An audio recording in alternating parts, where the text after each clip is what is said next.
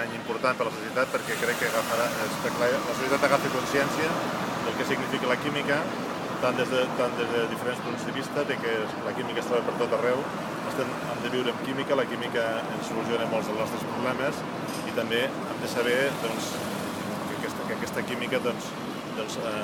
aspectes farmacèutics, aspectes d'alimentació, aspectes mediambientals i per tant tot plegat la química està a la vida de cada dia, a la vida quotidiana.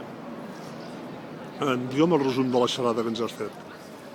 La xerrada és alertar sobre un nou grup de contaminants o de compostos químics derivats de fluor, perfluorats, que estan presents a la nostra vida quotidiana i que cada cop més hi ha restriccions i que per tant hem de tenir una mica de cura en els propers anys, una mica l'exposició a aquests compostos i perquè sapiguem una mica que la societat sàpigui que la mateixa societat traurà en un futur proper, ja estan preparats uns altres productes químics que milloraran la qualitat d'aquests i que seran menys nocius per la salut humana i pel medi ambient.